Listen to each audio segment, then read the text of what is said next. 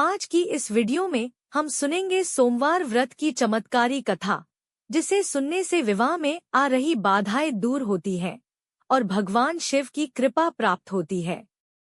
Video शुरू करने से पहले चैनल को सब्सक्राइब और वीडियो को लाइक जरूर करें। कथा शुरू। बहुत समय पहले हिमालय के पास एक सुंदर नगर में एक गरीब लेकिन अत्यंत धार्मिक ब्राह्मण रहता था। उसके पास धन नहीं था, लेकिन उसके पास भगवान पर अटूट विश्वास था। वह हर सोमवार को उपवास रखता और पूरे श्रद्धा भाव से भगवान शिव की पूजा करता था। उसकी एक ही संतान थी, उसकी प्यारी बेटी। वह सुंदर, संस्कारी और गुणवान थी, लेकिन गरीबी के कारण उसका विवाह नहीं हो पा रहा था।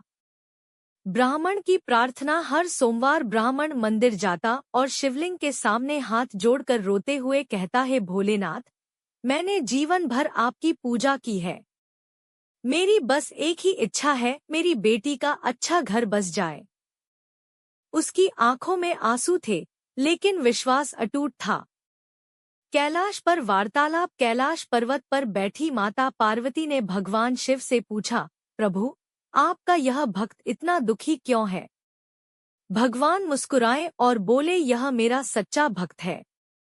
मैं इसकी भक्ति की परीक्षा लेकर इसे आशीर्वाद दूंगा। पास बैठे नंदी भी भक्त की भक्ति देखकर प्रसन्न हो रहे थे।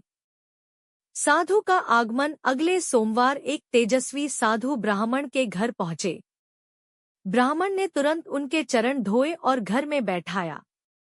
घर में खाने को बहुत कम था, फिर भी उसने कहा, जो भी है सब साधु महाराज को अर्पित कर दो।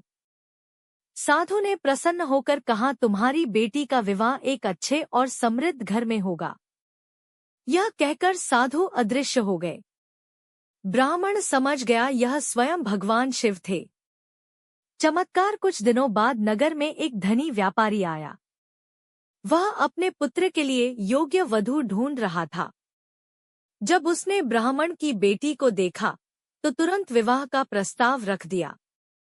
ब्राह्मण की खुशी का ठिकाना नहीं रहा। धूमधाम से विवाह हुआ और बेटी अपने ससुराल चली गई।